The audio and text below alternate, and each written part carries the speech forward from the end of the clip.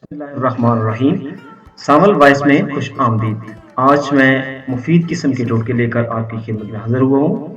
پنیر کو زیادہ عرصہ تک محفوظ رکھنے کے لیے اسے فریج میں رکھنے سے قبل بلاٹنگ پیپر میں لپیٹ دیں اور پھر فریز کریں تو اس سے پنیر بہت دنوں تک تر و تازہ رہے گا۔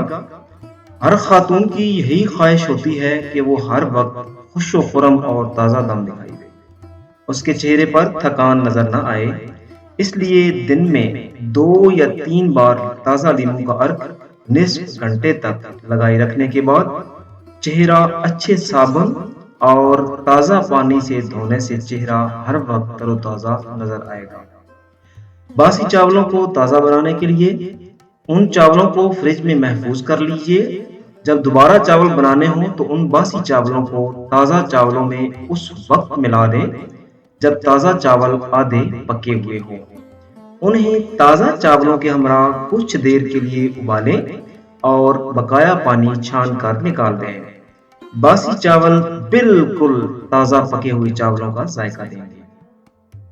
چاولوں کی رنگت نکھارنے اور سفیدی برقرار رکھنے کے لیے تازہ پکے ہوئے چاولوں پر آدھے لیموں کا رس نچوڑ دیں۔ اس سے ان کا ذائقہ بھی مزیدار ہوگا اور رنگت بھی نکھری نکھری رہے گی۔ چاول یا بریانی کبھی نیچے لگ جائے اوئے ہوئے اور جلنے کے بعد ان میں سے جلے کی بو آئے تو 4 ڈبل روٹی کے توست چاولوں کے اوپر پھیلا کر ڈال دیں اور آدھی پیالی دودھ ڈال دیں۔ اب اسے 10 منٹ کے لیے دم پر رکھ دیں۔ حیرت انگیز طور پر بو ختم ہو جائے گی اور آپ کی محنت ضائع نہیں جائے گی، یعنی آپ کی بچت ہی بچت۔ اگر چاولوں میں پسا ہوا نمک ملا دیا جائے تو چاول کیڑا لگنے سے محفوظ رہتے ہیں۔ اسی طرح چاولوں کو کیڑوں سے بچانے کے لیے نمک اور سرسوں کا تیل لگا کر محفوظ کریں۔ جب تک ہوا نہ لگے گی کیڑا نہ لگے گا۔ بند گوبھی کے صحت بخش اجزاء کو بچانے کے لیے بند گوبھی کو کاٹ کر مت دھوئیں بلکہ کاٹنے سے پہلے ہی دھو لیں۔ گوبھی کی بو دور کرنے کے لیے گوبھی کو پکانے سے پہلے تھوڑا سا لیموں کا رس اس میں ڈال کر گوبھی کو اچھی طرح ہلائیں۔ گوبھی سے اگر کیڑے نکالنے چاہیں تو نمک اور سرکہ پانی میں ملا کر گوبھی اس میں ڈال دیں۔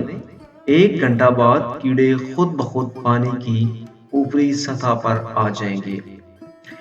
کوفتوں کو نرم بنانے کے لیے اگر آپ کوفتوں کو نرم رکھنا چاہتی ہیں تو اس میں مسور کی دال اور چاول کے 5-6 دانے ڈال دیں اور جب قیمہ پیسیں تو اس میں تھوڑا تھوڑا پانی ڈالتی جائیں۔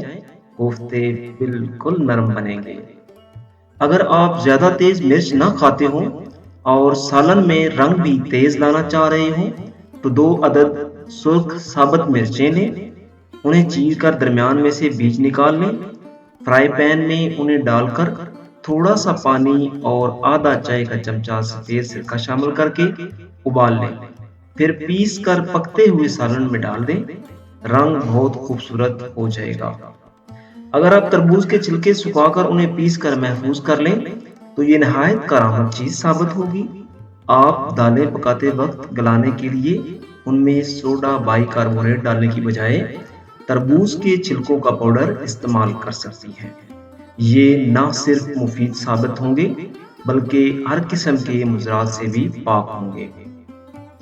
گھریلو بڑیوں کو نرم بنانے کے لیے ارد کی دال میں 1 چائے کا چمچ دہی اور بیکنگ پاؤڈر ملا لیا کریں، جبکہ بازاری بڑیوں کے لیے 1 گلاس پانی میں چائے کا چمچ، 1 پاؤ دہی اور 1 چمچ بیکنگ پاؤڈر اچھی طرح حل کر لیں۔